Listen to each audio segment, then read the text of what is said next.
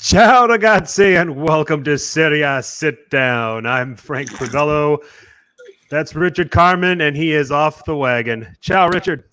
Ciao, Frank. I am off the wagon. And there's a good reason, too. It's a joyous celebration day for at least us. I can't say everybody, but you can hear the music in the background. It's obvious. Big Milan victory today. Yes, sir. Yes, sir. We're a part of World Football Index, and we are the podcast of Calcio Told Like It Is. And yeah, if you hadn't noticed by now, we are celebrating. I usually have a beer or two during this podcast, but with the incredible win for Milan today over Juventus, as a Milan supporter, I could not resist the urge, and I saw Richard put together his bar. He's got the whole background going. So we are going with a bourbon and 7-Up, and the bourbon is from Bullet. And no, I did not start on this bottle today, although you could accuse me of doing so. Right, yeah. I got a little Jack and Coke right now, and I'm going to eventually go to the Four Roses a little bit later. So, yeah, it's just a joyous time right now. I know that Ken Ciofredi appreciates this. I'll probably have to have myself a little bit of my Woodford Reserve Double Oaked. Yeah. So, like Mr. Bob's got rum and Coke as well. So, like I said, it's a celebration all the way around. It's happy hour. Yep, absolutely. Oh, yeah. I mean, there you go, Mr. Bob. Rum and Coke, well played. Nothing wrong with that. I used to be a Captain Morgan and Coke guy. When I was in college. I almost said high school. It probably was in high school too. So, but nonetheless, man, I'll tell you what. It was. We had the contenders going again today. We had match day 30, which we're going to go through with 32 goals. Serie A can't stop scoring, and we all benefit greatly from it. Yeah, it's a joy to watch. I mean, so many people kept trying to say, "Oh, it's a farmers' league, it's a defensive league." Get the hell out of here! It's goals galore. It's offensive football. I mean, all you gotta do is watch Napoli or Sassuolo or heck Atalanta or today Milan. There's a lot of scoring in the league, and it's just fun to watch, especially for all of us who followed it, through its amalgamation throughout the years, and now where we're at, it's just it's awesome. Tell me that the English Premier League is exciting, and I will point you to that Tottenham-Everton game on Monday. Wow. I saw your text about that. Wow. And, the shame of it is that is Carlo Ancelotti against Jose Mourinho, two managers that I got to see in person in 2008 at the Milan derby. So not your father's Serie A. Absolutely right, Bob. I agree with that. So, man, let's get into it. And I mean, obviously, what's going to headline this podcast, Milan 4, Juventus 2. Take it away. Yeah, it was a big game. We knew this coming in. Obviously, Juventus had a chance to go 10 points up on Lazio and, basically sew up the Scudetto, even though most of us already think it's over. And then Milan, they were coming in this hot. They're one of the hottest teams coming out of the restart, along with Juventus and Atalanta. And so many wondered, off that big victory against Lazio, a big victory against Roma, how would Milan fare against Juventus? They played him in the second leg of the Coppa Italia, and they matched up fairly evenly. So look at the lineups in this one. For the road team, Juventus, in goal, Wojciech Szczesny to start. They came out with the back four of Juan Cuadrado, Daniele Rugani, Leonardo Bonucci, and Danilo. In the middle, you had Rodrigo Bentancur, Miralem Pjanic, Adrian Rabiot got the start. And then up top, you had a trio of Federico Bernardeschi, Gonzalo Higuain, and Cristiano Ronaldo. It's a pretty standard lineup, Frank. No real surprises for me. I still find it odd to see Juan Cuadrado playing right back, but he does a good job. I mean, he's another attacking option that they have. So, I mean, why not? But he's been in good form. Yeah, he has. We'll talk about the Turin derby here in a little bit, and he played extremely well in that. What's up, Anthony? Hey, Anthony checking in. What's up, man?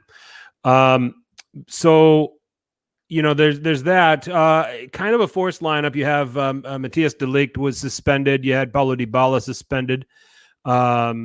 so this is what you were going to have. They give Gonzalo Higuain the start, which I was somewhat surprised. I thought maybe some sort of a false nine setup where you can play Bernardeschi, Ronaldo, and Diego Costa, or not Diego Costa, Douglas Costa. Douglas Costa. So that was interesting to me. And then on the left-hand side, I think Danilo, that's kind of forced. Alexandro not getting the start. That was kind of interesting too. But all told, kind of the lineup that we expected to see for Juve coming in. Yeah, no, it certainly was. Sorry, I was chatting to Mr. Bob. He said he put a little bit too much rum in his drink to start off, but hey, it's okay. It's a celebration mood right now. For most of us, not all of us. Sorry, Anthony.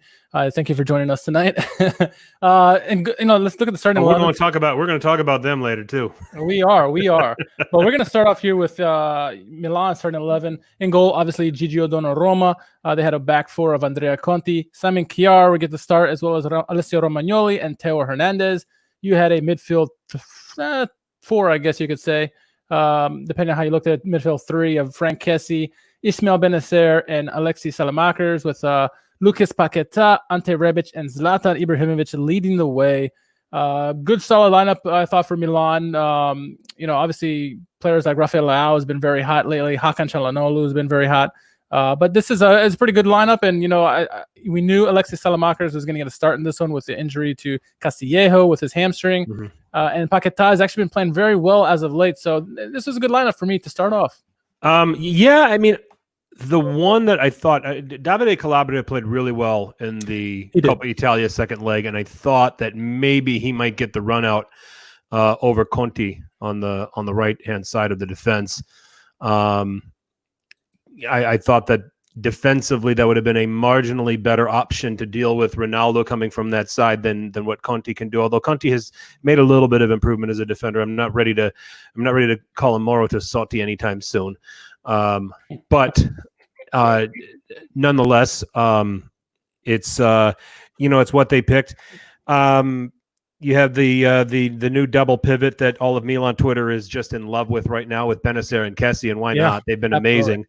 You have the combination of Kjaer and Romagnoli, so this is a lineup you can feel pretty confident to have a chance. And now the other thing that I'll point out going into the game, when it was Rugani and Bonucci at the center of the defense, it looked to me that felt like, okay, Milan can get at these guys. Okay, Rugani has not lived up to what has been expected of him.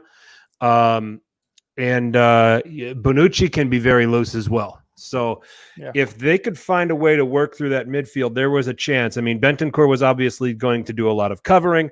Rabiot really just works his tail set off. He's a real engine room guy, through the midfield. And you've got Pjanic, who's kind of doing the playmaking that they don't want to burden him with too much of the tackling and too much of the dirty work. With where he's at in his career, he's in there for his skill, for his passing, for his set piece mastery. So when I looked at this back line for Juve, when I looked especially at the center backs, I thought Milan could get at these guys. So, we had to let it unfold. Absolutely. And I think with, there were certain key losses that Juventus had coming into this matchup. No Dybala, no De Ligt.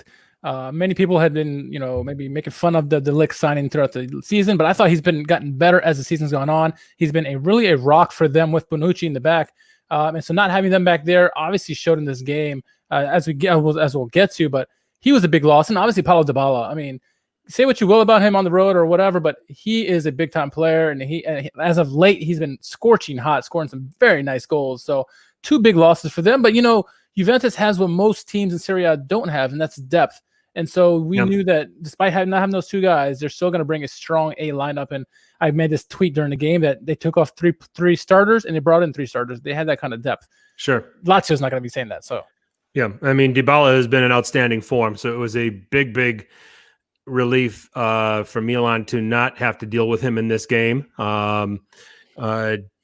He gets suspended over getting that yellow card for simulation in the derby. So, a real shame. That said, I've always been one that I want to see the other team's best possible team. Absolutely. But these are also the rules of football. This is also the rules of Serie A, and you get that fifth yellow card, even if you do it even if it's for simulation. I mean, it's a cheap way to get suspended, but it's a suspension nonetheless. It's a fifth yellow, and he has to sit this one out. Yeah, absolutely. And yes, Mr. Bob, De Ligt is learning the defending the Serie A style. He's actually acclimating to it very, very well. And, your other comment there, is this the kind of game that you would have a cigar and a smile afterwards? Absolutely it is. But let's get into the game, because this really was a tale of two halves. My wife won't let me smoke a cigar in the house, and it was raining out. Me too. But yes, it is that kind of game. But yeah, he's right. He is right. But yeah, like I said, it was a tale of two halves. The first half is kind of what you expected. Two teams that are pretty hot, not very stingy, not giving up many goals. Early on, Ronaldo had a chance on the left wing side, took a shot, missed it just wide. A little bit later after that, Bernardeschi and Higuain, they were hooking up with each other and took a chance on Donnarumma that he snuffed out fairly easily. Obviously, Theo Hernandez and Romagnoli played that play very well and kind of minimized the amount of power that Higuain could muster from the shot. But Donnarumma had made an easy save nonetheless. Going into the halftime, it was 0-0, and everybody was expecting this is what kind of game we're going to have. It's going to be a tough game. Two teams who are in good form, not going to give it many opportunities, and it's what we got in the first half. Yeah, I mean, it was a balanced first half. On the whole, there's not really one team that you could say had an edge over the other. Yeah. You talked about the Ronaldo chance that I think Conti got a piece of that helped it go wide. Milan had 3 shots on target. None of them were troubling Szczesny. And I think that it was Higuain who got the chance on target late in the first half that Donnarumma got to. Yep. Nothing that was overly dangerous. So far for the first half, I think both teams carried out what they wanted to accomplish from an organizational standpoint. Part of you thought this is going to carry on and go on and be a 0-0 game, and neither team was going to be bothered by it. And that's at least the kind of the way I was feeling at halftime. I was like, this is either 0-0 or this is just going to come down to an odd goal. So, and another notable nuance, maybe you want to call it, it happens in these big games, especially between these two, is Milanisti always bring up that the referee's going to get involved. And there were 2 suspect yellows in the first half, Benacer and I forget who the other one was. People were up in arms about it because Paquetá, yes. And then people were up in arms about it because Danilo made a very similar foul to what Benacer did, and there was no yellow card on his end. And so people were like, "Well, is this the kind of game it's going to be?" I didn't really have that big of a problem with it, but what did you think about those yellows? Did you think maybe Danilo should have got one as well, or the other two maybe not deserve a yellow? Gotten so used to it over the years that I'm not even bothered by it anymore. You just have to. You have to. You really have to plan for, a little bit of imbalance from the officiating. I'm not going to say it's going to be out and out bias. There are some people that will scream bloody murder and outrage about it, but some of that stuff is just going to happen. The old adage, the champions get the calls kind of thing. The stars get the calls. And they were cheap yellows. I agree, Stevie. What's up, my friend? But it's just something I think we've just gotten used to. Yeah. And Mr. Bob says, the first half was like 2 boxers just jabbing at each other in the first round, just really trying to feel each other out. And it's kind of what we expected with a big game like this. Yep. A notable change at halftime was Lucas Paquetá coming out, Hakan Çalhanoğlu coming in. Hakan's been very hot as of late. And I mean, both players have been playing really well, but Hakan's been scoring some goals lately, especially, and getting some assists. So he inserted into the game. And the second half was very, very much different than the first half. Early on, there was a turnover that some people are going to, say there was a penalty against Juve or against Milan from Juve. Nothing was called. I didn't think it was a penalty. Regardless, Rabiot out-hustles Kessie to the loose ball. He ends up nutmegging Theo Hernandez, goes marauding down the right wing, cuts in. As he cuts in, Higuain draws out Kiar away from the box, and Rabiot just takes a whole swing at it, and what a perfect shot. One of the goals of the weekend for me, Frank. Perfectly placed. Nothing Gigio, in my opinion, could have done about that. I think it was poor defending all around by leaving him acres of space, but a good goal nonetheless. Yeah. a few things to unpack on this goal. First of all, I mean, it's a great finish by Rabiot. Let's not take that away from him. Steven says, please, let's give some huge credit to Conte. What a game. And I did allude to, I said, I thought Calabria might have been a candidate for a run out just because of his performance in the Coppa Italia. But you're right. Conte did hold his own. But like I said, I said, and I don't know if you were here for this, Steve, but I did say, I'm not ready to, I'm not ready to make him the Moro Tassotti 2.0 just yet, but let's come back to the goal. Good finish by Rabiot. I didn't like how casual Teo was on the tackle. I think he's got to be a lot stronger there. So then Rabiot's off to the races, and Romagnoli's confronting him, and he's trying to stay in front of him, trying to stay with him. Now Higuain makes that run, which is a very clever run. At that point, Chiar and Romagnoli have to communicate and pass off here. So, and in that instance, it's a very difficult thing to do, because if they don't understand each other and see that happening correctly, then Rabiot has a walk to the goal. But what should happen here is that Chiar passes off Romagnoli, so Chiar passes off Higuain to Romagnoli, and then takes over the responsibility for defending. The fact that Chiar got caught chasing Higuain took away any supporting defender that Romagnoli could have had.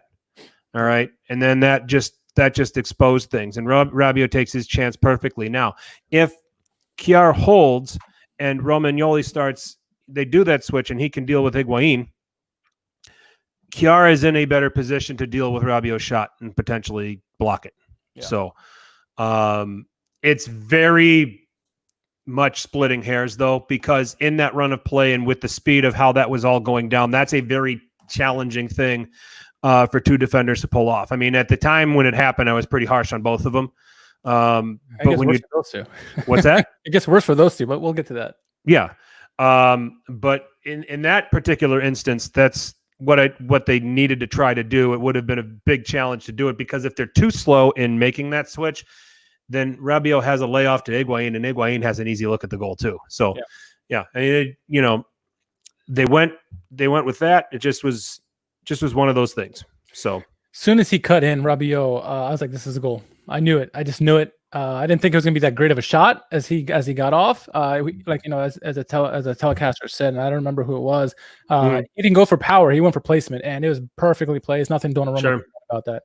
Sure. So, yeah, 1-0 just like that. And it's a punch to the stomach. But if you thought that was a punch to the stomach, minutes later, Juan Cuadrado, a beautiful pass over the top, finds Ronaldo.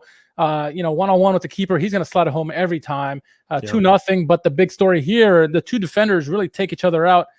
And really, one of the defenders should have been marking Ronaldo that play. The ball. They took each other out. Ronaldo, easy tapping for him, basically.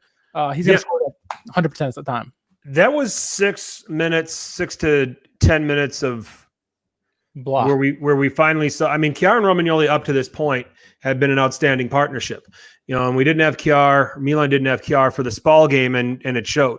They gave up 2 goals. Things weren't as consistent defensively from an organizational standpoint. Gabi is going to have a future, but he's not at the level or at the experience of a Simon Chiar, who we've said many times is just an ideal complement for a defender like Romagnoli. Now, this is a total miscommunication. 1 to the ball, and then 1 to support, or 1 to deal with Ronaldo in this case. Milano Miguel, who we had on last week, Ronaldo embarrassed Romagnoli and Chiar with that goal. I think that Romagnoli and Chiar embarrassed each other. So, but nonetheless, it puts Milan in a huge hole at 2-0 down. When that happens, I mean, if Juve goes up 2-0, the game's done. I mean, it's just done. And at that moment, I was sitting here thinking, I said, do I want to turn this off, or do I want to keep watching? And I just decided I'd keep watching. Yeah, take the pain and misery, right? Yeah. I want to ask everybody out there, even people in this YouTube chat or anybody who listens to this afterwards, how many people at 2-0 thought the game was over? Or thought Milan had any chance of coming back? I would guarantee you it would about 95% or more that people thought the game was over, and for good reason. It's history with that, right? I'd even say 98 to 99%. Right. I know exactly, for sure. Milan did not give up. and then in the 60th minute, some good attacking prowess and mostly led by Teo Hernandez. Coming down the left flank, he cuts it in and tries to look for Rebic. There's some bouncing around going in the box. It goes out of bounds. Rebic starts yelling at the referee. He gets a yellow, and we're like, what's going on here?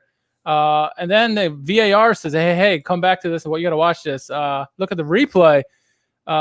First, many people thought it came off of Rebic's hand or something like that or whatever, but came off his chest, hit Bonucci's arm, yellow card, penalty shot or penalty kick. First off, did you think it was a good penalty? Good call by VAR and the referee ultimately? We saw it over the weekend in a very similar situation, and I'm trying to remember the game where it happened. So Martino said he had to take his dog in the bathroom to recharge his batteries because the mental issues. Took his dog to the bathroom. What does he mean by that? That's what I'm not. He had to recharge. Okay, he had to recharge. I'm not going to ask. I'm not going to ask. But was it like you took your dog? Martino, just clarify that. Did you take your dog outside, or did you literally take him to your bathroom? Or is dog a nickname? I don't want this podcast to go off. He took his dog outside, literally. Okay. Wasn't your own bathroom? All right. Good God. We gotta turn off. So anyway, was that a penalty for you? Yes. Because similar instances over the weekend were called that way too. Yeah. So, no, for sure. Where they went to VAR and they saw it and they called it. So and I'm trying to remember which one it was, but we'll go through it and it'll jump. Fans who actually who follow the EPL, because their VAR is behind like Germany and Italy right now, and so they're having all the hiccups right now. They're getting bad calls.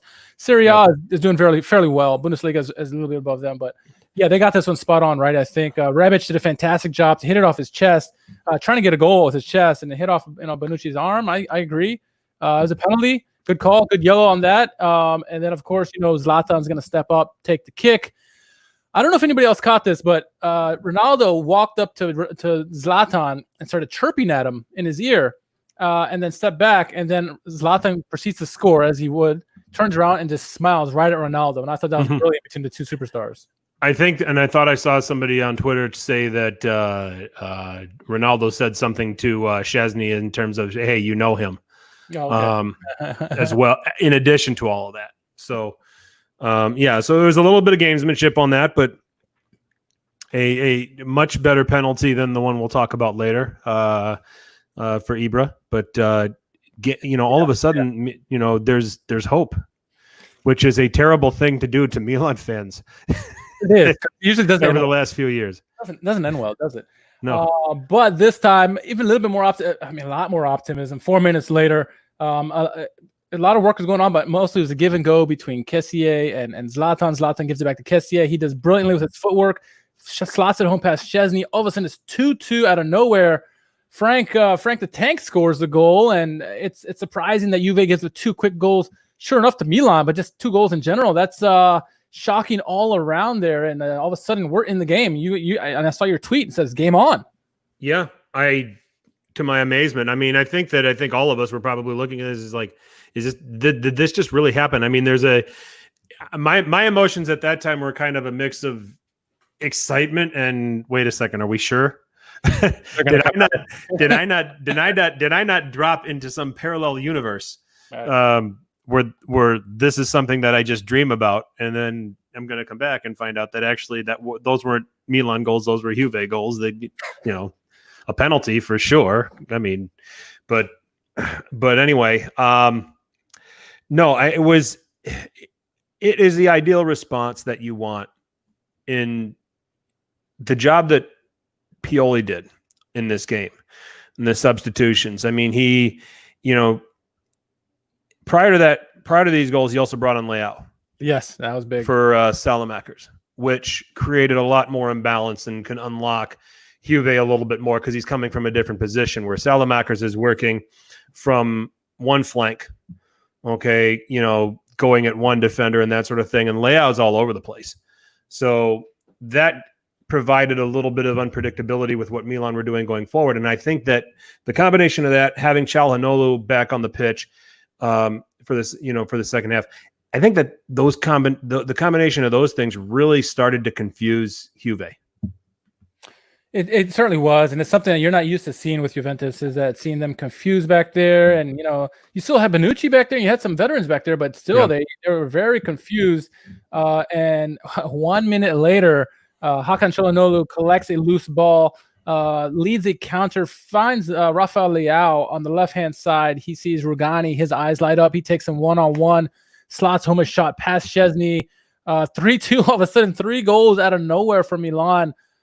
We're all in dreamland at this point. We're like, what the heck is going on? Is this an old game from back in the day? What's going on here? Juve switched off big time in that moment. And I think that they thought a stoppage was coming of some sort. And they switched off. I couldn't, and then Leao can just walk this thing to the goal. And it was stunning. And then you're sitting here in the space of 5 minutes, you go from 2-0 down to 3-2 up against Juventus, against the 8-time champions, against the team that this is not supposed to happen. No, it's not. It never happened again. When Juve leads 2-0, the game is over. Yeah. All right. So it's astonishing what we witnessed. And it shows the spirit of this team, and a lot of young players out there still for Milan, let's not forget, and a lot of young players that grew up today.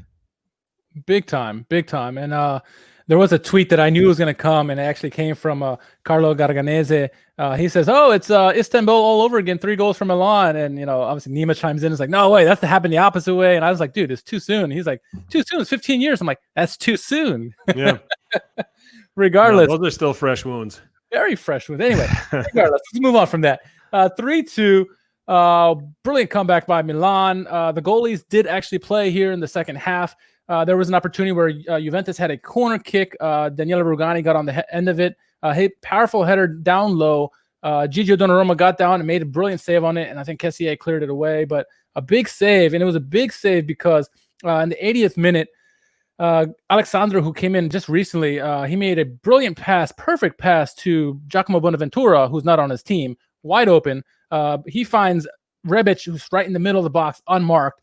And Rebic is not going to miss from there. 4-2, his hot streak continues. What do you say, like 10 goals in 12 games or something? Yeah, he's on the tear. 4-2, Milan with a freaking ridiculous victory in this one. I'm still in shock. We're obviously in drinking mood. As Stevie say, Madonna Mia save, what a save by Gigio. Yeah, absolutely. Yeah. But just a great game overall. And, I was so close to giving Romagnoli flop of the game because he almost took a Chiar too at one point in the game.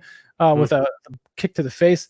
Overall, it just ended up being a good game, and I don't know who the man of the match is for me, but wow, what a performance by Milan. I like the shout that Miguel has on Kessie. Kessie, yeah, man of the match. Yeah, he's up there for me for sure. I thought he was terrific. Hakan was a big game changer when he came on. Yeah, Leao as well. Yep.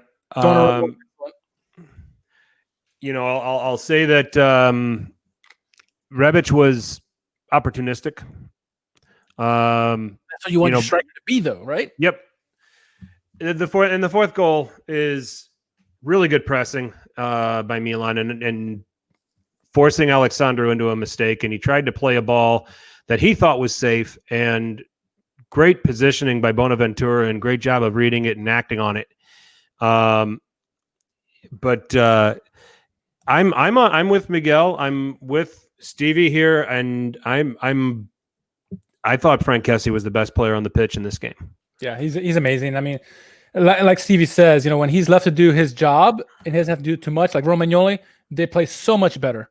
And Frank is. I'm glad he's still on the team. And I saw a tweet that came out and said, "Hey, we should trade Kessié for Gagliardini." I'm like, get the hell out of here! No, come on, no way. Oh no, never. That and 100 million maybe. Yep. That's how much he means to the team right now and the fans. So yeah, I thought Benacer was good, not great. Yellow card early, which was kind of sketchy. But he helped the team keep the ball. He got into some situations where he had some crucial ball winning. And I thought, like I said, the forward Zlatan, he had the assist for Kessie. He scored the penalty. Rebic had a goal and an assist. And then you had Donnarumma making a huge save in the second half, and I believe that was on Rugani. those were the ones that I come away with that probably were the best players in the game for Milan, but probably going to go with Frank Kessie above all of them. I'm in agreement with what everybody's saying in the chat. No, 100%. I thought it was a brilliant performance by Milan. They continue their hot streak. I got the little bit of music going on in the background. If you guys can hear it, let me know. If you can't, let me know. But yeah, Milan's been playing so well as of late. Obviously, it's going to bring up a lot of questions. We were wondering how Milan would play going into this game because, as Milan do in the old Italian drama, they announced just before the game that Rangnick is going to become the next manager for Milan and all the other million positions. And many wonder, would this have an effect on the game? Pioli and the team, they came out focused. They did what they had to do. They did come out sluggish, as the guys have mentioned in the chat. But overall, I mean, Milan played excellent. Is this the Milan? This isn't the Milan anthem, is it? No, this is that's the song that came out to. It was Eskila and Saturninion or whatever. Oh, okay. That's the song they come out to in the stadium every time. Perfect. They're the form team right now in Serie A. Them and Atalanta, I think, yeah. They are and I would even say just slightly ahead of Atalanta. I think Atalanta's winning games. Milan have played 5, they've won 4, and they've drawn 1, and they've scored 15 goals. Not used to this. No, we're not used to this at all. So it's astonishing. What the break has done for them to be able to regroup, get it all together. And if they play, Ibrahimovic made the comment, said if I had been playing with Milan from the beginning of the season, we would be winning the Scudetto. I don't know about that, but well, when you look at this form, 13 points from a possible 15 in your first 5 games back, and it's no slouches. It's Juve, it's Lazio, it's Roma. They battled back from 2-0 down to draw Spal, and they blew away Lecce 4-1. And I mean, they 15 goals scored, 5 conceded, and 3 of the 5, Kjaer wasn't on the pitch. All right. Yeah. There was a brilliant statistic where they said, with Milan with Kjaer and Milan without Kjaer is like a vast difference. I mean, they barely give up goals. They win games a lot more than when he's not there. And it shows. He's been the rock for Romagnoli and the team. So they're in Scudetto winning form since coming back from the break. I mean, that is a rate that wins a Scudetto, because I believe that's a rate that over 38 games would be in the neighborhood of 100 points. Now, it's a very hard rate to keep up. I get that. But Zlatan is not wrong in what he's saying. The points, the goals, and the way this team has played. And the job that Pioli has done to get this thing together and to get them to – they're in 5th now. All right. Richard's going for a refill. They're 5th. And, the question then, since we're talking about it and they're 5th place right now, it makes a decision even that much more crazier now that they announced Rangnick, because, they didn't wait till the end of the season. We've been through this before, right? And Kenchi Fred sent this question out earlier. It's the same situation as last time. Gattuso led us just 1 point from out of Champions League last year. We got rid of him, started over. Now Pioli has an opportunity to lead them, from this abysmal season. By the way, he's probably going to be one of the coaches of the year candidates, not the candidate, but one of the candidates because what he's done. If they finish at 5th, but the team is now in 5th place, and if they do finish somewhere 5th or 6th to get Europa League, and then are you going to start over with Rangnick? It's a cycle that's not good. I mean, I like the outcome where we're going, what we're doing with Rangnick. My opinion, this is just my opinion. Rangnick and the team and the backroom staff should think about this again and be like, look, Pioli's doing really well for us. Let him stay as manager. Let me teach him. First find out if he's willing to adapt to his gegenpress maybe and kind of shift to that eventually. But you see some pressing features with what he's doing now. Yeah, so he probably could do it. And he's smart enough to do it. So give him an opportunity. Let Rangnick stay in the backroom with every other job he wants. He wants to be, medical director and all this other stuff too. Let him do that. That's fine. Yeah. Let Pioli do the job at manager because he's doing a fantastic job right now. Sure. No. But let me play devil's advocate. Please. Okay. Let me play devil's advocate here. Milan are the Devils. Not a pun, just what I said. But anyway, let's look at this. Okay, they beat a Juventus that couldn't play Dybala or De Ligt. They beat a Lazio that couldn't play Immobile and Caicedo. Yep. All right. So they got to play the top two teams, but they got to play them. And I'm not trying to be the Debbie Downer. I'm not trying to be. I'm excited that Milan are on this run. Believe me, it's been long overdue. It's been needed for a fan base that's been starving for some success of some degree. But these aren't the best sides they could have gone up against. Okay. Sure. Yeah. And you have to really compute the possibility that things could have been different if those players were available. Unfortunately, but rules are rules. They all got their fifth yellows, couldn't be available for the game, and Milan ran into a little bit of luck. Okay. But now, so that's one thing, okay, with this run. And I think that Pioli certainly deserves a lot of the plaudits for taking advantage of the situation and coming away with wins, because a good manager is going to seize those things and take advantage of them and go on and do what's necessary to win those games in those situations. The other part of Pioli is you look at his resume. Sure, absolutely. He gets stale. Okay. It happened at Lazio. It happened at Inter. It happened at Fiorentina. The sample size or the resume doesn't afford Pioli to be extended. If you just look at it strictly on that, sure, yeah, they're doing the right thing by doing something here with Rangnick and having Pioli being the caretaker. Okay. But I agree with Stevie wholeheartedly. Someone at Milan needs to answer some questions about their public relations. Terrible timing and very disrespectful. Yes, there's a man in charge right now. Okay. And what has been said to Pioli behind closed doors? What has Gazzetta said? What has Maldini said? What have those guys said? All right, to Pioli. What have they said to him? Yeah. They said, "Hey, we don't know. This is a temp job for you. At the end of the season, we're going in a different direction." Okay. But the trend with Pioli and the history with Pioli suggests that this is great, but it does regress. Now, to counter that, haven't they said that about other managers in the past too? Claudio Ranieri and some other ones. He's a tinkerman, and there's other people that have had these stigmas where they can never get to that next level. And some of those guys, not all, some of them get to that next level just because they find the right team that's perfect for them. Maybe this is it. Maybe it's not. Out of all of this, Pioli's going to come smelling roses because he's faced back-to-back difficult situations. Obviously, the trauma that happened in Fiorentina with Astori passing away, having to, pull that team together and keep them from getting relegated. And coming to Milan, a situation where it was this shit show with Gianpaolo. Yep. It started out so poorly, and then now they're one of the best teams in the restart.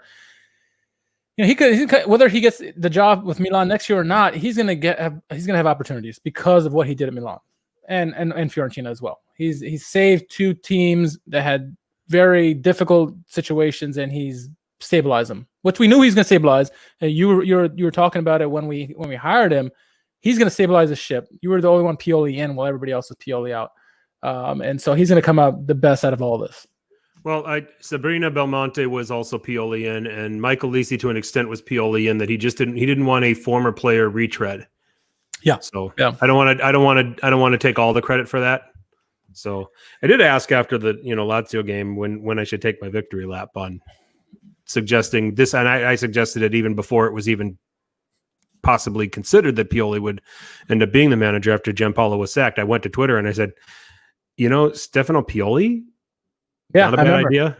Yeah. Not a bad idea. He's a 4-3-3 guy. This is 4-3-3 personnel. Not a bad stopgap before you get to the next guy. So, and then when it happened, all hell broke loose with Milan Twitter, and I looked at it and I said, "This could actually be okay, guys. Let's give it a chance." I was definitely not on the Pioli out trend. I actually thought that was shameful too. Yeah. So no, it definitely was. And Stevie's saying if they make Europa and this changes official, we will have 3 on the payroll starting next season. Yeah, it sucks. What are you gonna do? And we're talking a lot of Milan for good reason, obviously. Juventus, before the game, many people were questioning, Sarri and whether this team is good enough with him there. And Allegri said, "Look, I built this team so they could have success for years to come after I leave." And I believe he's right. And obviously they're going to win the Scudetto this year, no brainer. I mean, with the results that we're going to get to a bit later, Juventus is going to win another Scudetto despite the win here. They're celebrating right now. They're happy about this. Yeah. But Juventus, I think they're playing at another level, and they have and I talked about this. I was on Uncle Sharma's YouTube recently, and I talked about this. Like, the depth that Juventus has is ridiculous compared to everybody else in Serie A. Nobody else can match them in the depth department. Lazio is the closest to matching them skill level on the pitch, starting 11. But when you go to the bench, Juve can pull another 11 out almost, and nobody else can do that. Yeah, it's unfair. And there's a question that Anthony from Inter Worldwide, he says, I feel embarrassed as an Inter fan that the league can't take advantage of the inconsistent Juve.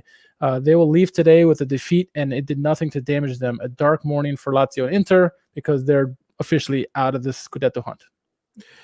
Yeah, they got bigger things to worry about too, by the way, Lazio and Inter, but we'll get to that. I think when Juve take a step back from this, when Sarri takes a step back from it, when the team takes a step back from this game, as great as this is for Milan supporters and Milan fans, I don't think Juve is going to be terribly bothered by what happened here. I think they're going to be disappointed in the manner with which they dropped a 2-0 lead. Yeah. But I think that's going to shake off pretty quickly. I mean, they're going to look at the table and they're going to realize they still have a 7-point lead. They did not field their best team. That this thing clicks when Dybala and Ronaldo are on the pitch together. Yep. The defense is better when De Ligt is partnering Bonucci and not Rugani. Exactly. So there's a lot of facets here, with Juventus for why they're not going to be terribly bothered by what happened with this game. The two groups that are going to be the loudest are going to be the Paulo Dybala camp being like, look, you guys need us. You need him for us to do well. He's one of our best players. We need him there. And also the De Ligt camp, people are saying he is good. He's getting better. He is a great partner for Bonucci and for that defense in general. And not having him there caused 4 goals to happen, and maybe no goals would have happened. Who knows? Yeah. So those camps are going to be loud. But yeah, Juve overall, their fans, they're going to be happy about just being another Scudetto win. And maybe they're not happy because they got no competition now. Every year there's a team that's close, and then they capitulate at the end. But Indeed. So I don't think they're going to be terrible. Like I said, don't think that Juve is terribly bothered by what happened here. So, but great win for Milan, an important win, 3 points that they probably maybe didn't factor for in terms of their hunt for reaching top 6 and, securing a place in the Europa League next season. But here we are. They've got it. Juventus still 7 points clear because Lazio earlier today traveled to Lecce. And this time there's no excuse. They had everybody. And they had Immobile. They had Caicedo. They went with Parolo and Leva, with Luis Alberto maybe pushing in front of them to pull the strings. Lazzari and Johnny, who have been the wing backs, and then a back three of Patrick Acerbi and Stefan Radu with Strakosha in goal. Go into some of the details on this. Let's see. Lecce with Gabriel in goal, Donati, Lucioni, Paz, and Calderoni. Midfield, Mancosu, Petruccioni, and Barak, and then Falco, Babacar, and Saponaro. Finally, Babacar gets a start in this Lecce side. Yeah, he's been a good addition for that squad, and he adds much needed depth that Lecce really don't have. He has another depth that they needed a lot. I mean, obviously they have Falco, they have Mancosu in the attacking midfield role, and they have Lapadula, but he can do what he can. But Babacar's has more goals in Serie A than any of those guys, and he is someone who's been there, done that. And you need someone when the time comes and goals are needed. Babacar's the guy who can create them, not necessarily get them, but he'll be involved in the box and cause the chaos to get the goals. And so I thought having Babacar getting a start in this was great. He's always done really well, especially when he was like a Fiorentina. So to have him, get the start in this one was a great move by Lecce. I thought at this point, if they had any shot, Babacar was one of the main guys driving that. Sure. 5 minutes in, an attempt that Gabriel just can't handle, and Caicedo pounces on it, giving Lazio the 1-0 lead. And you think, okay, here we go. They're ready to make another push. One of their front two gets on the score sheet. Yeah. It seems that Mancosu gets the goal early, and everyone's like, "Oh yeah, we got a goal," but they took it away, and it seemed like the dream start for Lecce, and it was not. Unfortunately, it was the worst start possible. Yep, that happened just before the Caicedo goal, and Lazio took advantage. Team's most vulnerable after they score a goal, and I guess the team is also most vulnerable after they have a goal taken away from them. So, yeah, and Caicedo, opportunistic as you expect for a striker. He's been a great poacher, and he's had something like 25 goals in the last, or 10 goals in the last 25 games or something. It's a really good mark for him, especially someone who comes off mostly as a substitute. Well done by him, and finished it off in Lazio, man. Kind of the start you expected for them to have, especially I was talking to a Lecce fan, the Lecce UK group here on Instagram, and they were saying, "Oh, how do you think this game's going to go?" And I said, the game's going to go one of two ways. Either Lazio's going to come out swinging because they're pissed off at the loss in Milan, or you're going to sneak at 3 points from them. It depends. And then the way it looked early, it looked like Lazio was just going to clobber them, especially with that early goal by Caicedo. Yep. Agreed. So, and Lecce's track record for defending that, you wouldn't be wrong in believing that. So, yeah. And in fact, Immobile had a great chance, point blank, that Gabriel made a great save on, and that should have been 2-0 at that point. I expect, as my Capocannonieri pick, Immobile to bag those, but it didn't happen. But in the 30th minute, Lazio was rightfully punished for not seizing their opportunities.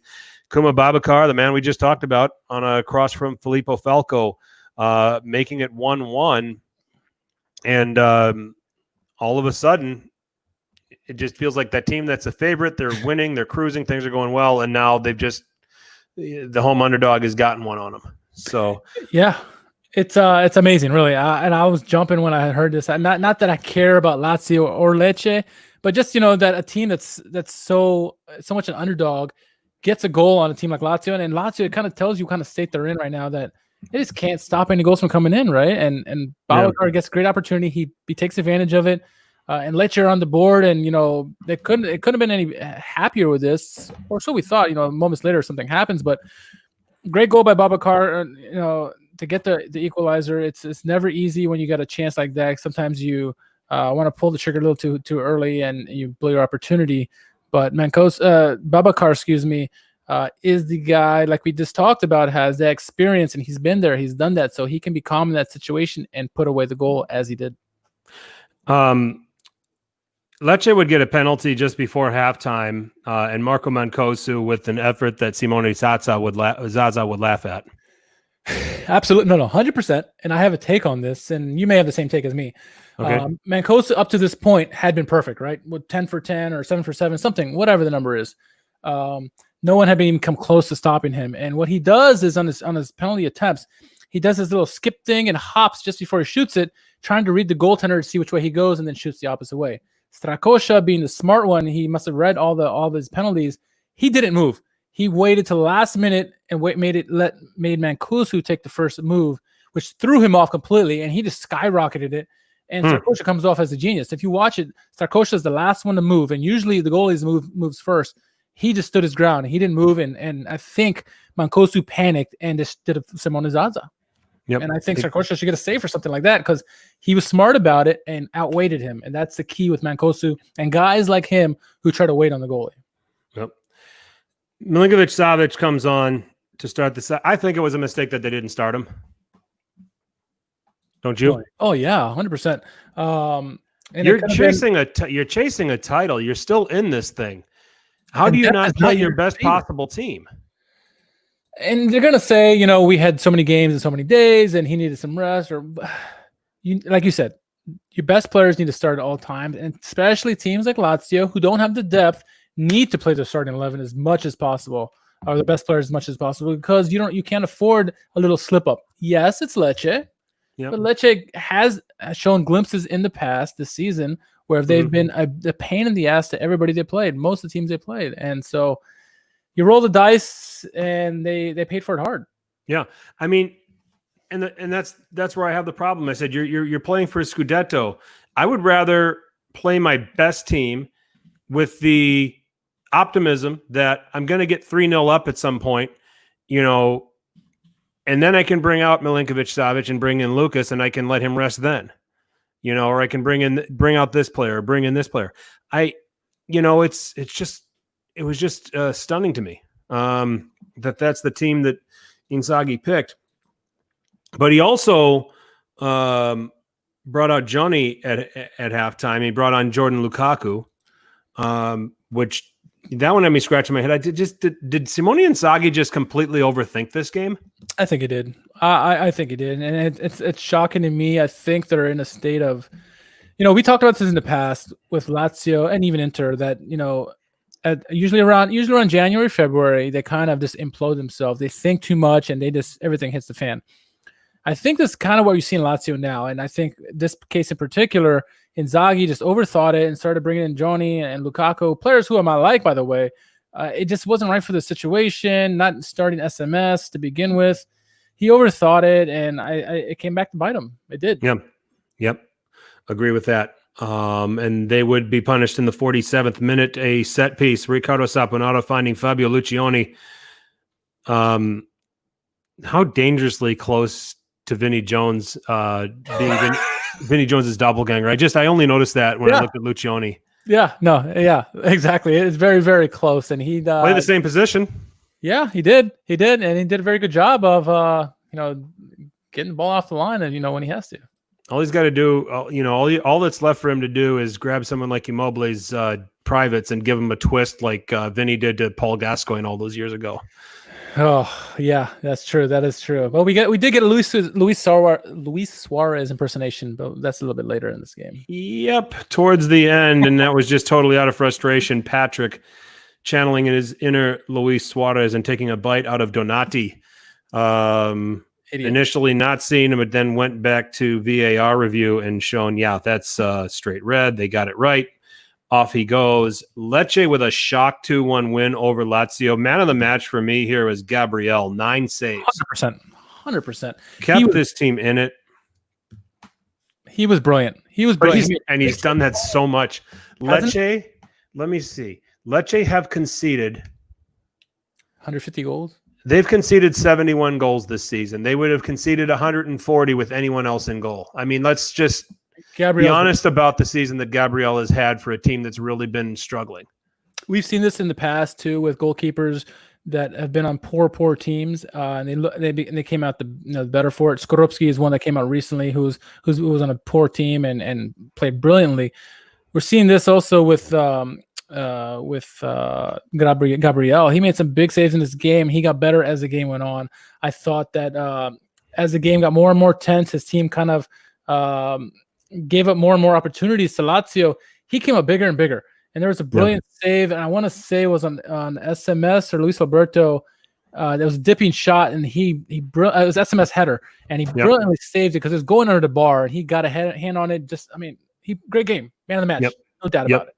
Outstanding performance from him, and Lecce getting a big 3 points that, as of today, everybody else still has to play their 31st game, but they are safe right now in 17th on 28 points. Now Genoa has to play, but at the moment, Liverani right now trying to pull the miracle.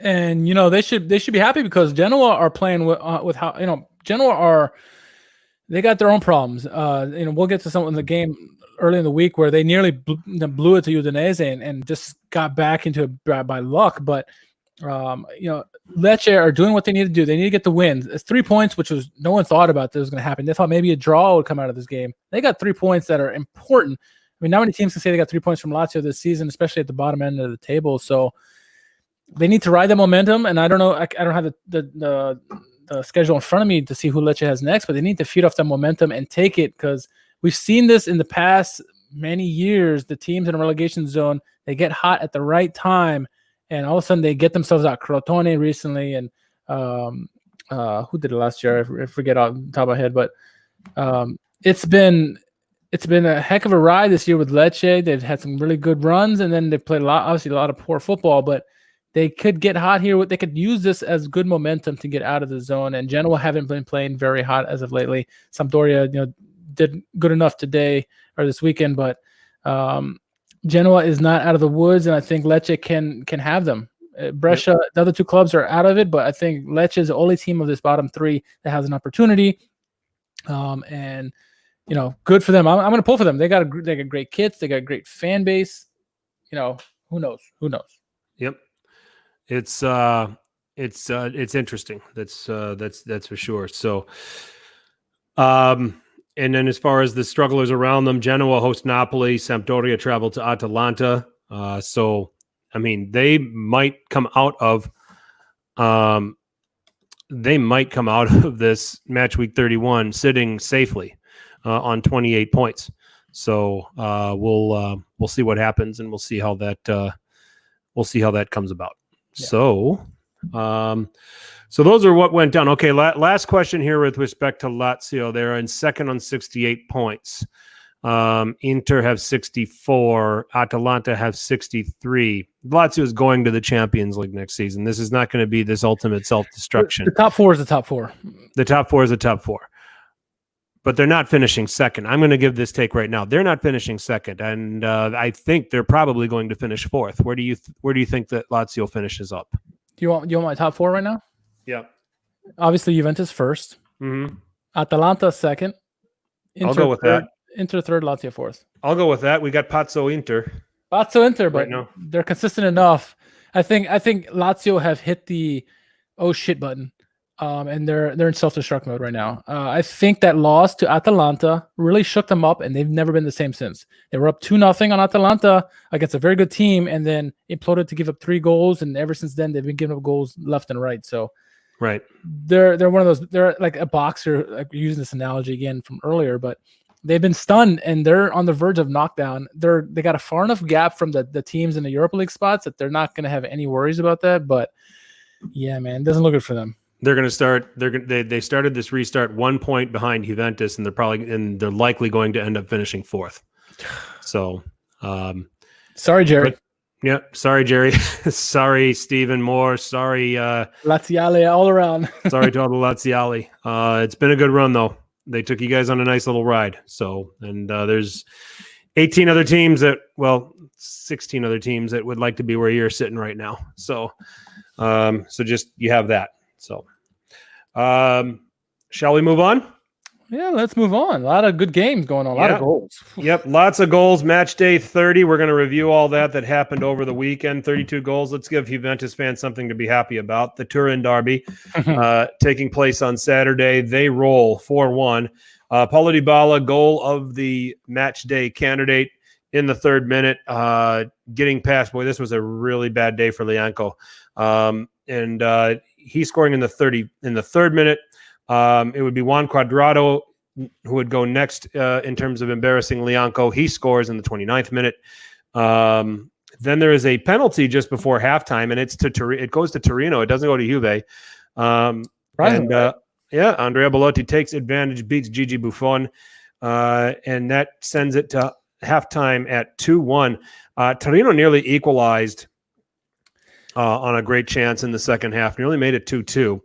But then Ronaldo on a free kick in the 61st minute. His first free kick goal with Juve? First free kick goal in 43 attempts. Yes, first goal for Juventus. And I tweeted out that the first goal he scored in decades, probably 84 years. So good for him. It was a brilliant goal. One of the goals of the week. Yeah, but, it's a candidate, definitely. Nothing like getting your money's worth, right, Agnelli? And then somebody tell Gigi from Torino that Juventus didn't need help scoring in this game. They were doing it fine by themselves, but he decided to put one in his own net in the 87th minute, making it 4-1. We did mention Dybala had the yellow for simulation, which suspended him from the Milan game. De Ligt getting a yellow, which also suspended him. In fact, he got the yellow for the handball. That's the one I was thinking about. That led to Bellotti, and he got was it a handball or I can't remember. Yes, it was. There's 2 penalties in this weekend that had me scratching my head, and one was De Ligt, which I thought was, I didn't think it was a handball. It came off his thigh and then hit his hand, and then a little bit later on, and it was, I want to say it was against Parma. I don't remember who it was. Anyway, same thing happened, hit off the thigh and came up and hit the hand. And I was like, oh, yeah, that's a penalty. So I'm like, well, what are you talking about? They were consistent. I'll give it to Serie A. They were consistent on both plays where it bounced off the player's leg and hit their hand, and they called it the same way both times. And so if Serie A is going to do that, I'm fine with that. So in that respect, I thought it was a harsh penalty, but a good penalty for De Ligt. And I'm curious what referees would say and what Michael Lisi would say. But yeah, he got the handball in that play, and that yellow card unfortunately tempted his fate for the Milan match, unfortunately, and it was a big loss for Milan, or for Juventus, I should say. Yep. But they do come away winning the derby 4-1, continuing their ownership over Torino. Been an awful start for Torino since coming back from the break and spiraling down to the bottom of the table. We'll talk about that in a little bit. Sassuolo 4, Lecce 2. The fun bad adventures of Sassuolo continue. Lots of tub thumping being played because it was at the Mapei. That's what I enjoy the most about that. You got to get tub thumping when we do Sassuolo highlights if they win games. So if Chumbawamba will allow us to do that, or are they the kind of people that would like to sue? What do you think? I don't think they have enough money that they can do that. Can they? We'll see. I don't know. Yeah, we'll see. But anyway, Francesco Caputo with a goal of the week candidate. Nice finish over Gabriel in the 5th minute to put Sassuolo ahead.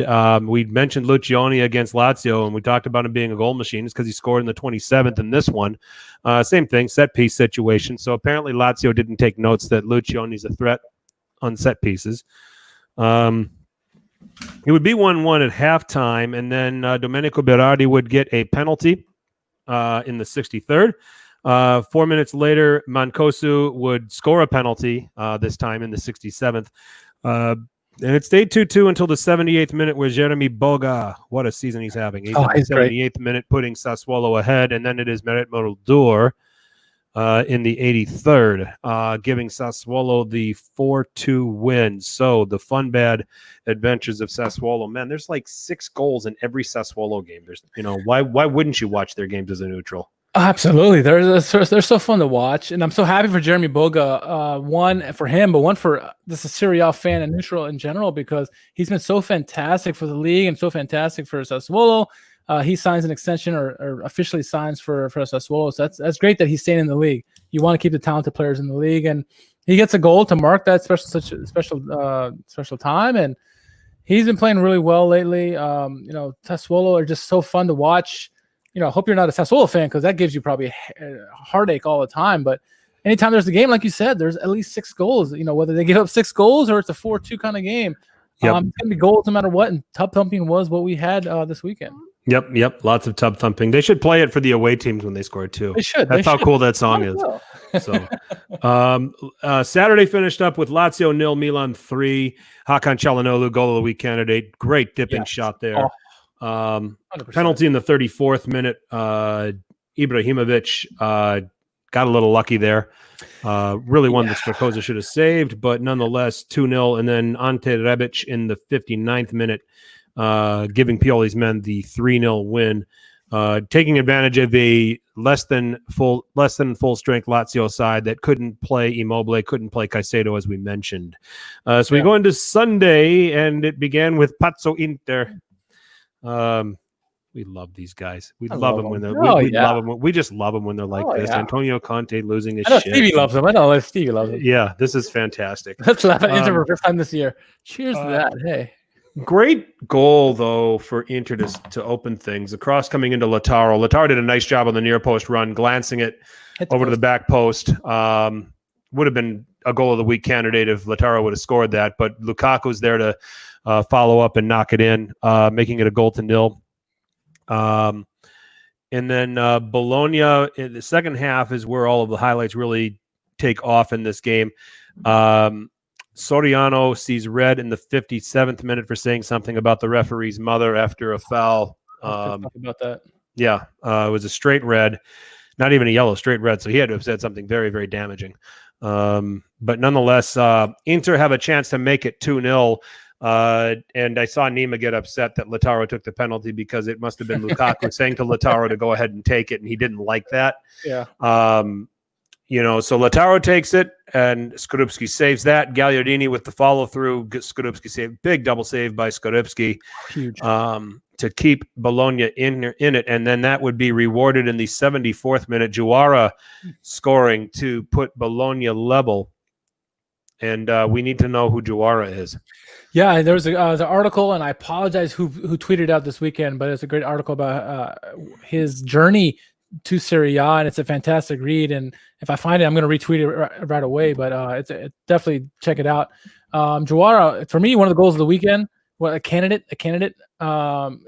Youngster, pretty much come from the unknown, and he gets a goal. Gambian international, 18 years old. Yeah, I mean, great for him scoring a big club like Inter. And that was a big goal in the game because at that point it leveled the score. And a lot of people were thinking it's going to be a walkover for Inter. Bologna is a good squad. We've talked about it all season long that they have the pieces there, especially now with Musa Barrow. They have the pieces there that they can make it difficult for everybody. And I think Interisti, or at least Inter, the club, overlooked Bologna, and they paid for it, unfortunately. With you there. And then just after that, Bastoni would commit a foul and get a second yellow, getting him sent off, turning this into a 10v10. 80th minute, Bologna would take the lead. This is my goal of the week candidate from this game, simply because of the ball that Orsolini played to play in Musa Barrow and put Bologna ahead 2-1. What a player Riccardo Orsolini is. Oh, man, yeah. He's was a Juventus product, right? Of course. Yep. He's been a special player for Bologna. Every time there's something good that happens, Bologna, he's usually involved. He's either the playmaker or the goal scorer. He's a brilliant player. Yep, very much in agreement with that. It would wrap up 2-1. Bologna with the shock win over the Nerazzurri and getting the big 3 points. A tough day for Inter on the whole. Lukas Skorupski with 5 saves, 3 of them critical. Yeah. Having a big performance in that vein. Brescia 2, Verona 0. This is a bit of a surprise. Shock of the weekend? What's that? Shock of the weekend? Yeah, I'd say so. I would definitely agree with that. I think that the scoring didn't happen until the 52nd minute. And in the first half, it was a game dominated by Hellas Verona. 69% possession, 8 shots, 4 on target. You say Joronen. If Brescia go down, Joronen is going to find work. He's another goalkeeper like Gabriel, who's benefited from being on a poor team because he's made big saves and he stood out above the rest. We've been talking about Joronen all season long because he's made some big saves throughout the season. So yeah, kudos for him. He's going to definitely have a job going on next year. Yep, indeed. So in the it was a young star here for Brescia, Andrea Papetti, another youngster, another teenager, getting his head on a cross from Sandro Tonali and scoring to put Brescia ahead by 1-0. And basically Brescia held on for dear life in this game to try to get the 3 points. Verona attacked. They created chances. Joronen was outstanding. 6 big saves in this game. But it was in the 96th minute. Alfredo Donnarumma, easy for me to say. Drinks are getting to us. I am on my neat Woodford double oak now. So Joronen with 6 big saves, Donnarumma with the goal, putting it away. Brescia getting 3 points. That it's still a big mountain for them to climb with 8 games remaining for them. But we've seen it before. We have seen it before. So Sandro Tonali, rumors now that Milan are back in the mix for him. I'd love to believe it. I would. Especially with the financial fair play being relaxed this year, and teams like PSG and Man City being happy about this, and obviously Milan as well. But I still think it's either Inter or Juve, and I think Inter's got the advantage at the moment. But honestly, if he stays in Serie A, as long as wherever he goes benefits him to be on the Azzurri, that's all I care about. But while it looks nice that Milan's in the mix, I think it's still too far. Yep. Too far of a dream for me, unfortunately. Okay. Well, do you think he would have a chance? I mean, with the way you got Benacer and Kessie situated already, how does that... Assuming Benacer doesn't go, right? Well, I don't think he will at this point. I mean, 50 million might not be enough, which is what was rumored a couple of weeks ago. Yeah. You know where it would work if you put Tonali in front of them in a 4-2-3-1. Interesting. Let him play make from a higher area. Yeah. So It's interesting. I wouldn't mind seeing that. I would not either. So that would work for me, because then you have the double pivot, and you get the double pivot working in behind him. Bob's asking about Uranen. Is it because he's playing week in and week out as well? I mean, that has something to do with it. He's making big saves week in and week out. He's been a brilliant goalkeeper for them all season long, making big saves. Yeah, they're getting slaughtered, but I mean, he's making the saves he makes are just unbelievable. And we've seen this in the past with Dragowski. We've seen it with Skoropski and some other guys as well. They're getting a lot of shots, but the quality of saves that they're making is just unreal, and it shows that there's a good goalkeeper there. If they had a defense in front of them, maybe he'd be getting shutouts instead of giving up 3 goals a game. So Uranen is one to look out for going forward. Sure. So a 2-0 win for Brescia. Cagliari and Atalanta. This game got over pretty quickly. Andrea Carboni seeing red in the 26th minute. It was actually his second yellow for bringing down. He brought down Malinovsky in the penalty area. So he's shown red. Luis Muriel converts the penalty. Amazingly enough, that is it from Atalanta against 10 men, because Cranio made 6 big saves in this one. Atalanta, 25 shots in this game, 7 on target. Coming back to what some guys are saying here, Bob saying, oof, that would be nice. The idea of Tonali in front of Benacer and Kessie. Steve saying, I wonder how Sinisa Mihalovic would have done under the Elliott Fund. Think he had great ideas and give chances to the youth. Sure. Yeah. No doubt about it. I think he started. And I think he's got Bologna playing a very good system right now too. So, but let's come back to Atalanta. This is 2 wins with clean sheets. This is not the Atalanta that I know. This is a Scudetto form Atalanta. This is a team that should worry the top 6 teams, because they're starting to figure out how to play defense. And we said, what did we say? Was it last year or the year before? If Atalanta can figure out how to play defense, look out rest of the league. They can always score. They can score against anybody in the world. No doubt about that. But now they're getting shutouts. Full credit goes to Cagliari for making it tough against them. It's never easy to play in Sardinia. We've talked about this all the time. But still, Atalanta could score, and they shut them out. And it was a difficult place to play for Atalanta. They had their chances, 25 shots, like you said, but they kept them out. Cranio was brilliant. It was 2 good goalkeepers in this game, I thought. Not Cranio, excuse me. Overall, I think if Cagliari had their full staff with them, could they have maybe got another goal out? Who knows? We know that Nainggolan was up for the game. Obviously, he had some good opportunities in the game, and they came to play. But Atalanta, they're getting shutouts now, like you said, and they seem to be able to do it all. And it's I'm curious to see how, with the form that they're in a good form still, like they were before, and going into Champions League, here going in August, what they can do. I mean, it would not shock me for them to go really, really deep in the Champions League, and I would love if they won Champions League. No doubt about it. I think every Serie A fan outside maybe Juventus would probably cheer for them. Even Juventus fans, because maybe they get knocked out next round. But Atalanta are just so fun to watch. And now maybe they can play defense.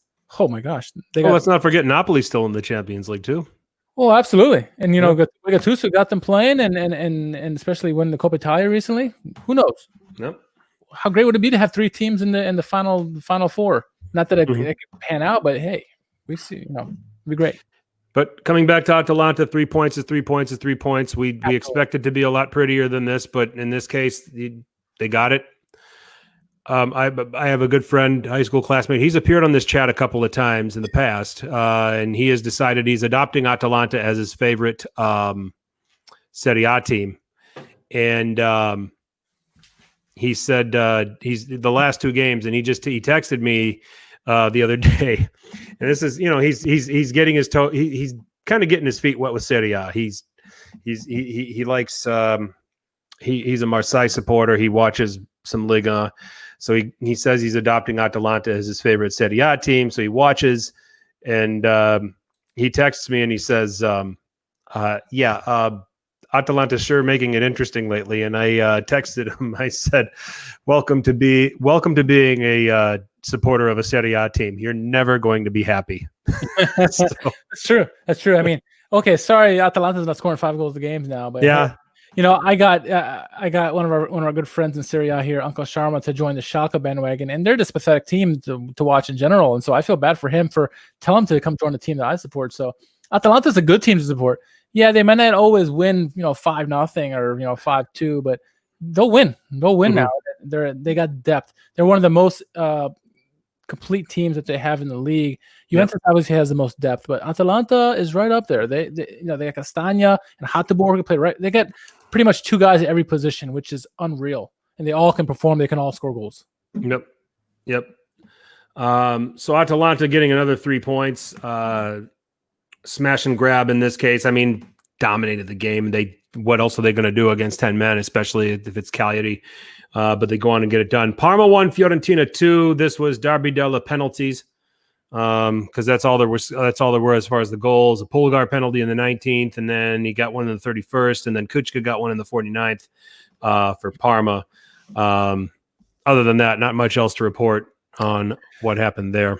Parma fans were griping about all the penalties against them, but I mean, I looked at these 2 penalties in particular over and over again. Like every time I watch them, I'm like, yeah, it's a penalty. I'm like, I'm sorry, like your guys shouldn't have run over the guy or committed the foul. But I thought those penalties we've talked about on this podcast how penalties are BS sometimes, but I thought the 3 in this game were pretty straight on, and I got no complaints really. And I know it sucks that you have 2 penalties against you in a game, but if it happens, it happens.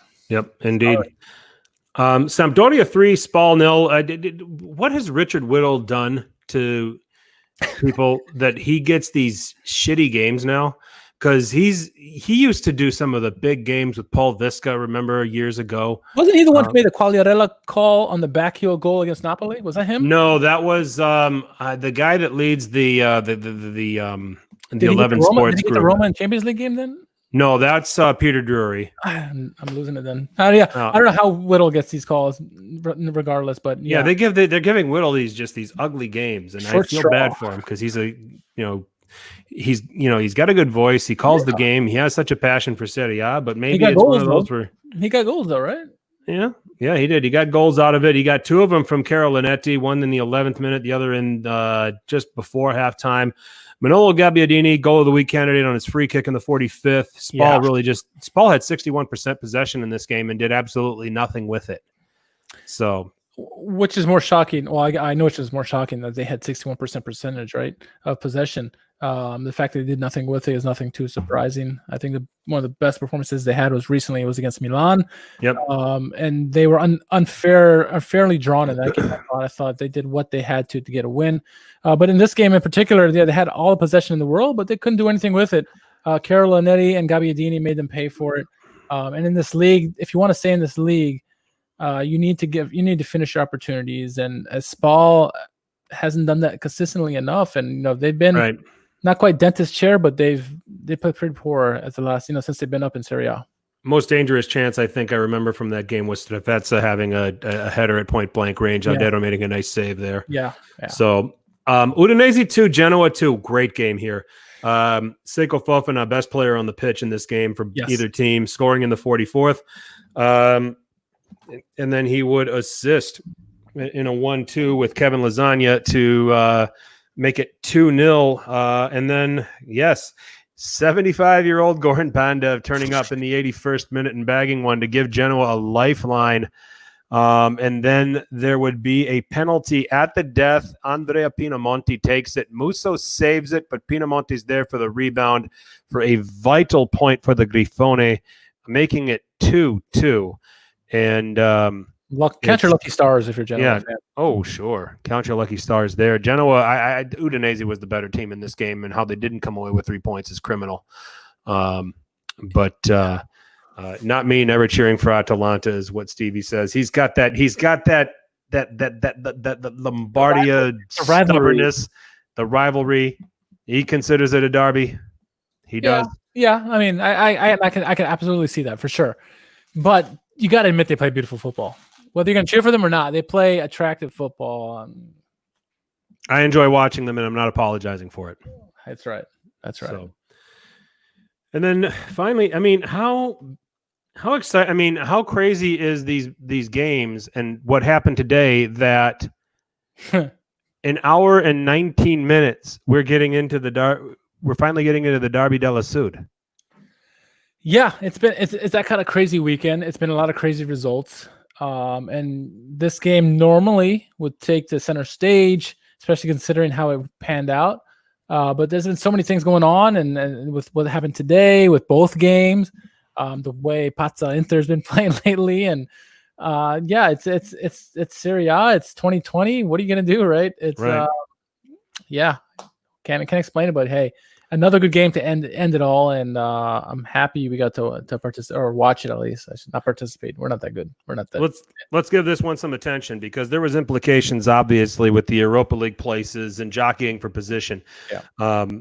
The lineup for Napoli: Alex Merritt in goal, back four that is now finally stabilized. Giovanni Di Lorenzo, Manolas getting the start instead of Maximovic, Koulibaly and Mario Rui.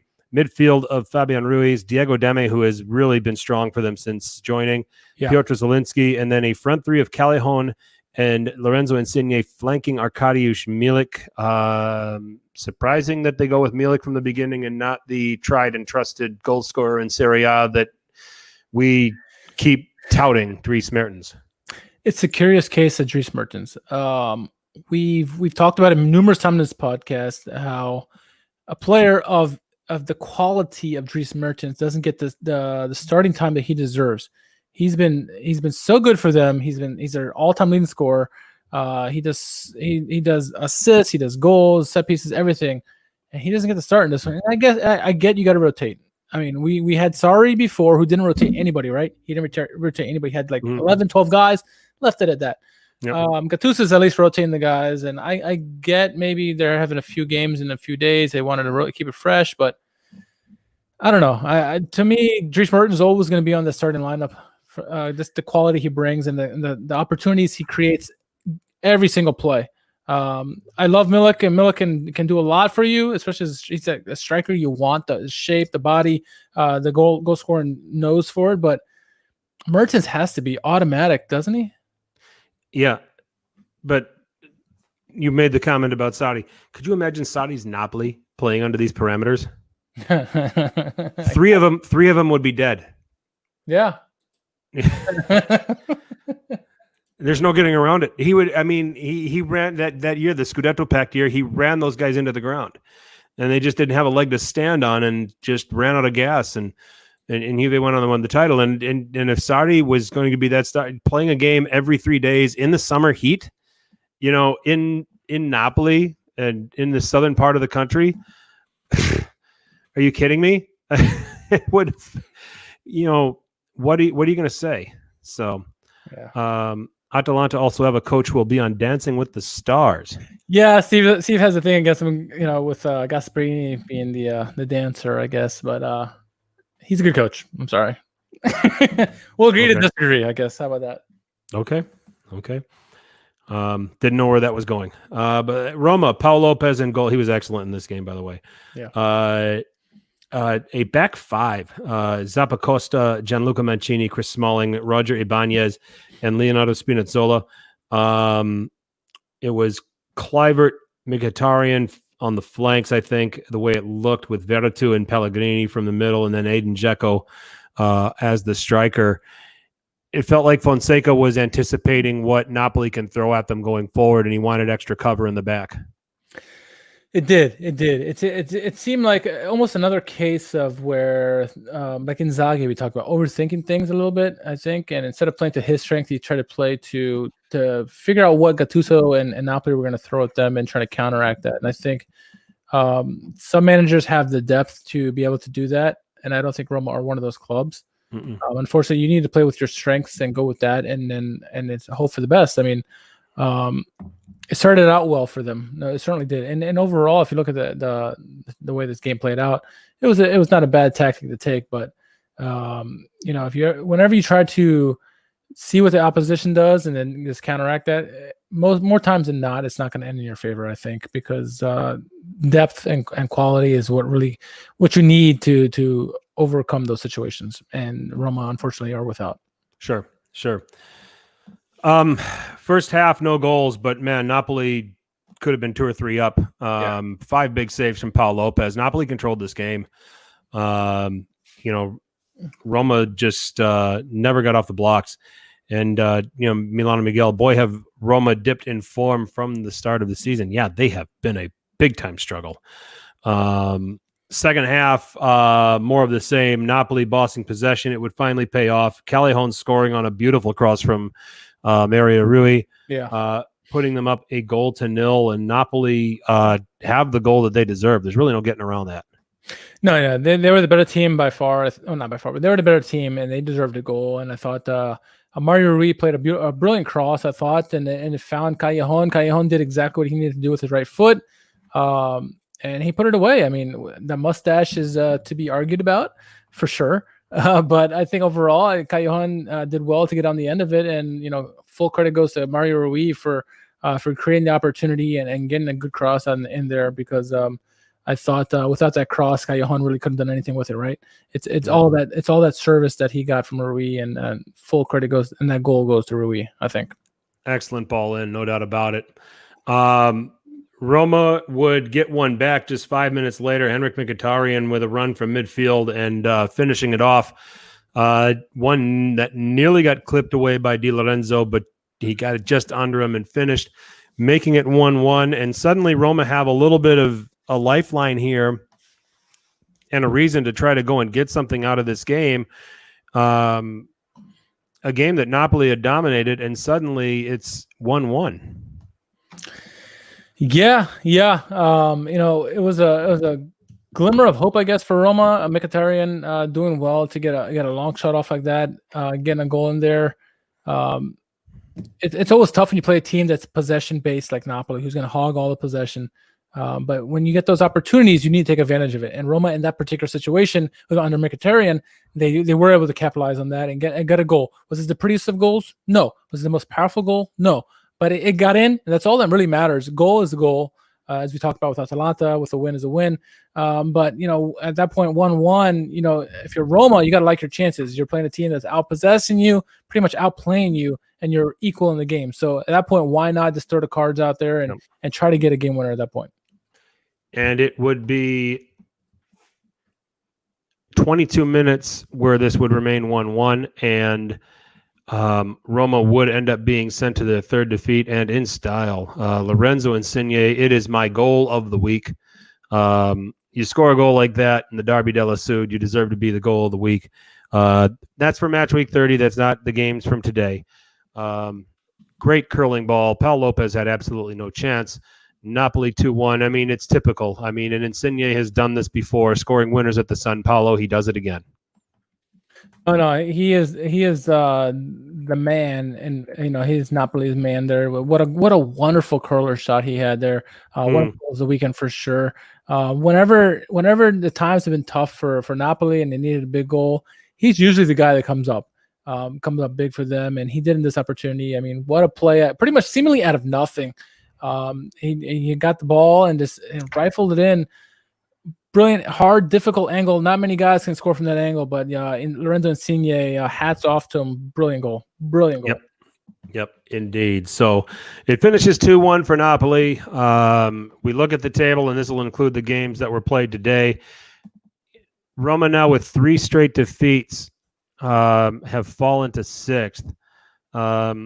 But they're only up on goal difference over Napoli. But they both have 48 points. Juventus 75, Lazio 68. Inter and Atalanta still yet to play. Inter in third on 64, Atalanta 63. Looking at the games coming up here on Wednesday the 8th, you have Atalanta is hosting Sampdoria on the 9th. You have Inter traveling to play Hellas Verona. Never easy. Nope. So when this is all said and done, we could be looking at Atalanta being in third and Inter being in fourth. We could see Inter going to Verona and getting a draw, and then Atalanta jumping them with the win over Sampdoria. I expect them to beat Sampdoria. And also, you got with the other teams involved, 100% on the take that you just had there with Atalanta and Inter, and you have Roma taking on Parma, which is never an easy battle for them as well. And Right. They got to be looking looking behind them or I guess ahead of them, because both Milan and Napoli. Obviously, we know what Milan did, but Napoli got to play Genoa. So, if between Napoli against Genoa and Roma and Parma, you got to like Napoli's favor in that. And then in terms of Atalanta, Sampdoria, you got to give them advantage because Hellas Verona play heck of a defensive setup against an Inter team, which has really struggled lately against teams like that. So that's going to probably be the game of the weekend, I think. Those two right there, tomorrow or whatever it is. Verona and Inter is Thursday. Thursday. But so game of Thursday game of the week. Yep, it'll be a good game. What we're seeing though is we are seeing that top 7 really separate from the rest of the pack, because in 7th is Napoli on 48, Hellas Verona on 42, Bologna in 9th on 41, Sassuolo in 10th on 40. So we're starting to see that separation, and I really don't find anything compelling with Hellas Verona, Bologna, or Sassuolo, or even Cagliari and Parma, who are both on 39, sitting in 11th and 12th respectively.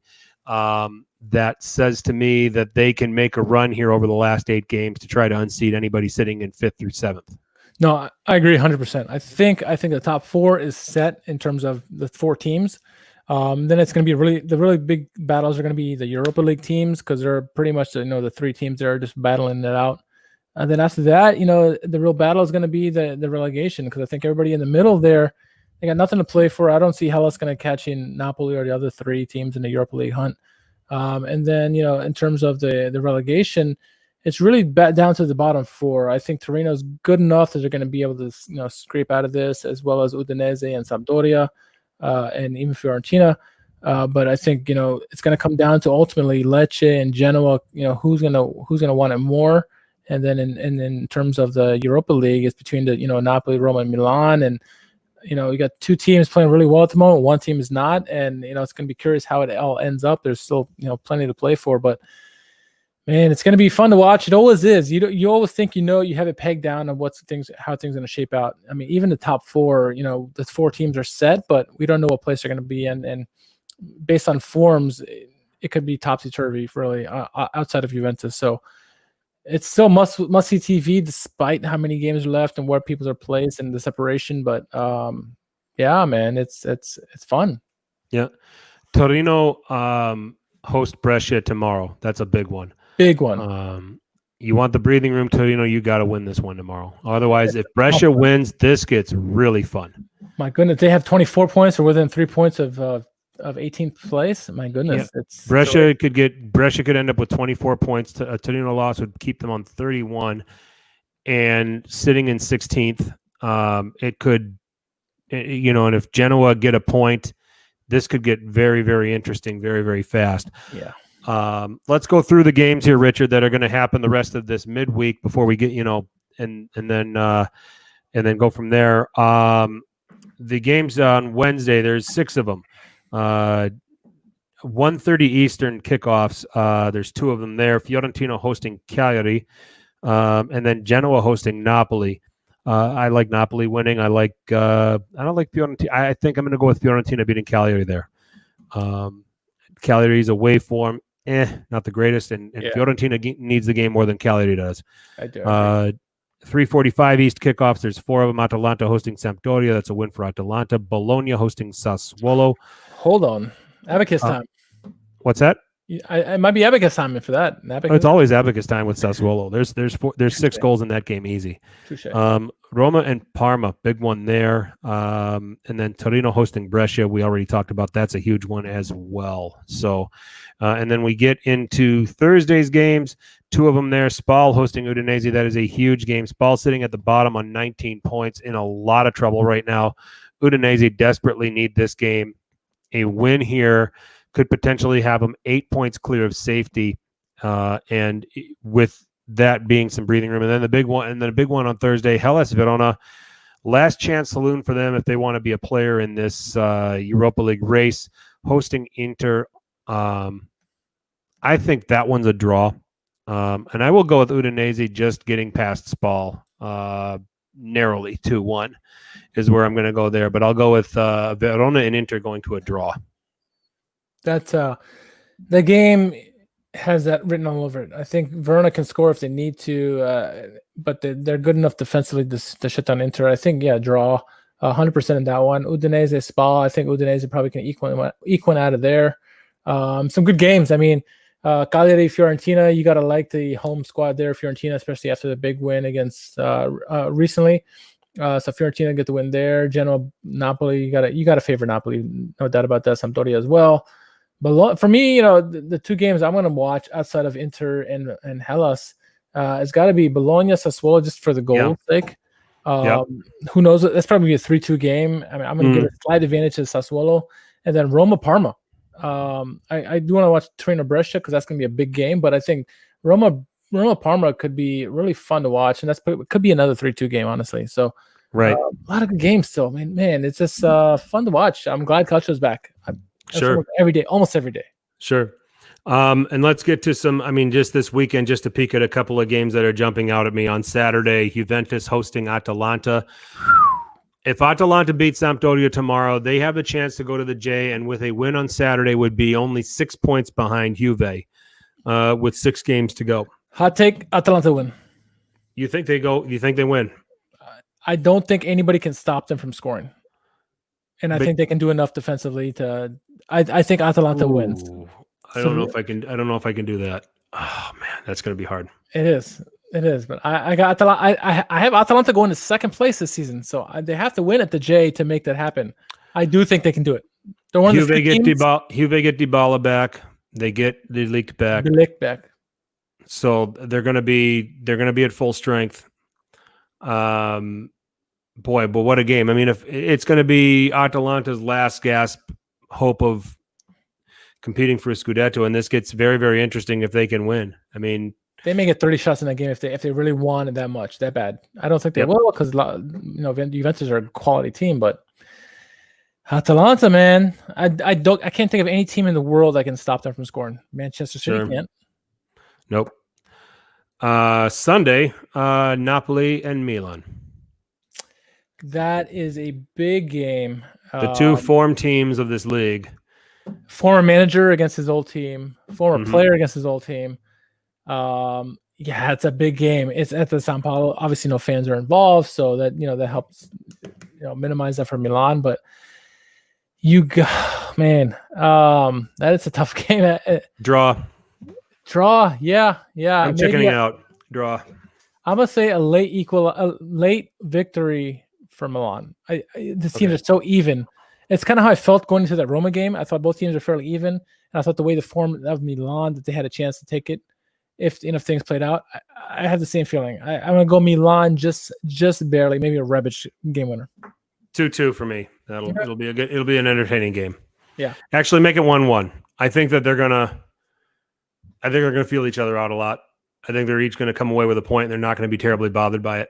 So, because we're in a spot right now where 5th, 6th, and 7th are going to go through as long as Napoli are going to hold one of those places as the Coppa Italia winner for the Europa League. So, I can't, if 1-1 if it's 1-1, not going to be surprised.